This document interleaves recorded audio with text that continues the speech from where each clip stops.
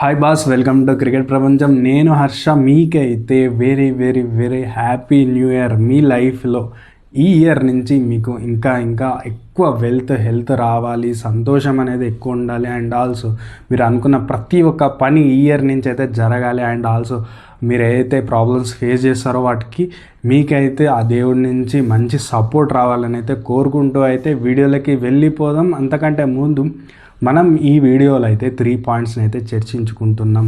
అది వచ్చేసి WTC scenario ఏ విధంగా ఉంది, ఇండియా క్వాలిఫికేషన్ ఉంది. సో అట్లాంటి ఎలాంటి సిచ్యువేషన్స్ జరిగితే కనుక WTCకి ఇండియా క్వాలిఫికేషన్ అవుతుంది.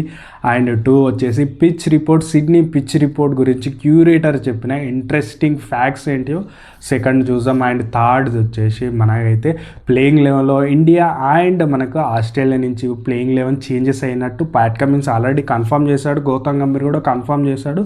ఆ ప్లేయర్స్ ఎవరు ఏంటి అని అయితే ఈ వీడియోలో చూద్దాం. ఫస్ట్ ఆఫ్ ఆల్ చూస్తే కనుక WTCకి అయితే ఇండియా క్వాలిఫికేషన్ ఇంకా ఛాన్స్ ఉందా అంటే మాత్రం ఖచ్చితంగా ఉంది. బట్ ఇలాంటి సినారియో అయితేనే ఖచ్చితంగా సిడ్నీ 5th టెస్ట్ని అయితే ఇండియా ఖచ్చితంగా గెలవాలి. అప్పుడే ఇండియాకే ఛాన్స్ అనేది ఉంటుంది. ఒకవేళ డ్రా చేసుకున్న ఈ మ్యాచ్ ఓడిపోయినా WTC ఫైనల్కి అయితే ఇండియా అయితే అస్సలు వెళ్ళదు. బట్ ఆస్ట్రేలియా విషయానికి వస్తే కనుక ఒకవేళ ఇక్కడ వీళ్ళు ఓడిపోయిన ఆస్ట్రేలియా నెక్స్ట్ మనకు చూసుకుంటే కనుక శ్రీలంకలో 2 టెస్టులు ఆస్ట్రేలియాకు ఉన్నాయి. అక్కడ వాళ్ళు ఒక్క మ్యాచ్ గెలవకపోయినా సరే ఇండియానే టాప్ 2లో ఉంటుంది, WTC ఫైనల్కి వెళ్తుంది. అండ్ ఛాన్సెస్ కూడా ఆ విధంగానే ఉన్నాయి. ఎందుకంటే శ్రీలంకలో స్పిన్ పిచ్చెస్ ఇస్తున్నారు. శ్రీలంక మంచి క్రికెట్ ఆడుతుంది, రీసెంట్గా ఇండియాని కూడా ఓడించింది, అది మర్చిపోవద్దు.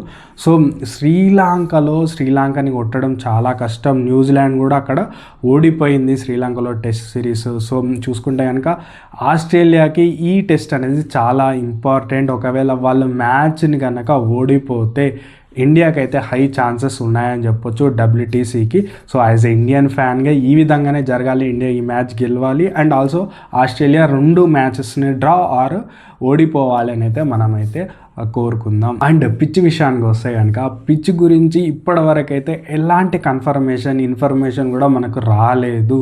అండ్ ఆల్సో చూస్తే కనుక క్యూరేటర్ అయితే కొన్ని ఇంపార్టెంట్ పాయింట్స్ చెప్పినట్టు అనిపిస్తుంది. దాని ద్వారా మనం అయితే కొద్దిగా పిచ్ ఈ విధంగా ఉండే అవకాశం ఉందని తెలుసుకోవచ్చు. అదేంటంటే క్యూరేటర్ ఇన్ఫర్మేషన్ అయితే ఇచ్చాడో చూస్తే కనుక అక్కడ గ్రాస్ ఎక్కువనే ఉంది, కట్ చేస్తున్నాం అని చెప్పాడు. బట్ హాట్ డే సిడ్నీలో ఉంది, సో వాటరింగ్ అయితే చేస్తున్నాం.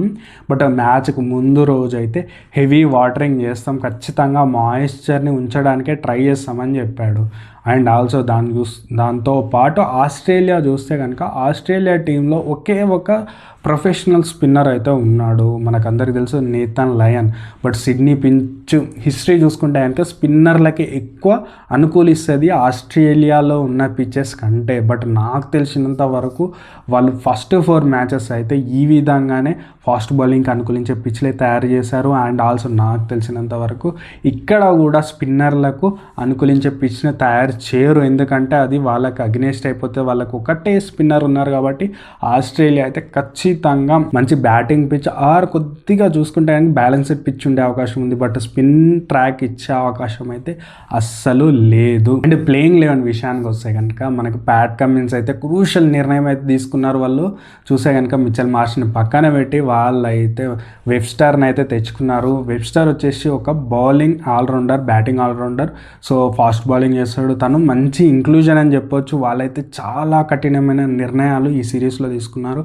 వాళ్ళు ఆల్రెడీ ఒక ఓపెనర్ని కూర్చోబెట్టి ఒక యంగ్స్టర్ని మళ్ళీ తెచ్చుకున్నారు, కోన్స్టన్స్ వచ్చిన తర్వాత ఓపెనింగ్ పార్ట్నర్షిప్ చూసాం. టాప్ ఆర్డర్ మొత్తం కోన్స్టన్స్ రాగానే మంచిగా పర్ఫామ్ చేశారు లాస్ట్ మ్యాచ్ మెల్బోర్న్లో. దానికి వన్ ఆఫ్ ది రీజన్ ఎవరంటే మాత్రం కోన్స్టోన్ అని చెప్పొచ్చు. ఎందుకంటే ఈ సిరీస్లో హెడ్డే మంచిగా ఇచ్చాడు, ఎందుకంటే టాప్ ఆర్డర్ ఫెయిల్ అయినప్పుడు హెడ్ ఆడాడు. But last match Head fail అయినా టాప్ ఆర్డర్ మంచిగా పర్ఫామ్ చేయడానికి one of the main reason Konstas అని చెప్పొచ్చు.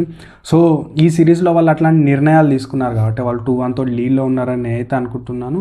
బట్ ఇండియా విషయానికి వస్తే కనుక ఇండియా కూడా ఒక చేంజ్ తోటి వస్తుంది.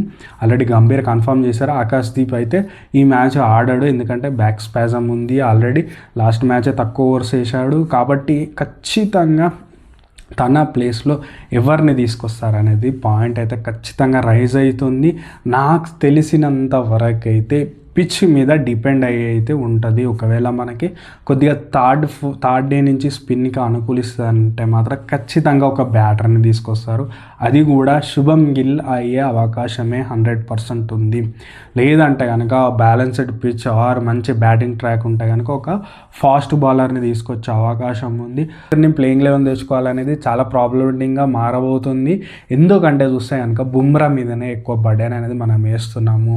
అండ్ చూసుకుంటే కనుక మనకు నితీష్ కుమార్లు కానీ లేకపోతే కనుక వాషింగ్టన్ సుందర్, జడేజా నుంచి ఎక్కువ పర్ఫార్మెన్స్, ఎక్కువ వికెట్లు వీళ్ళ దగ్గర నుంచి రావట్లేదు. ఎక్కువ బౌలింగ్ కూడా వాషింగ్టన్ సుందర్, నితీష్కి అయితే ఇవ్వడం లేదు. ఎందుకంటే అది స్పిన్కి అనుకూలించట్లేదు కాబట్టి ఎక్కువ మనకైతే వీళ్ళు బౌలింగ్ వేయడం చూడటం లేదు. సిడ్నీకి సంబంధించిన వరకు కొద్దిగా టర్నింగ్ ట్రాక్ ఉంటే కనుక ఖచ్చితంగా ఇండియా ఊపిరి పీల్చుకుంటుంది.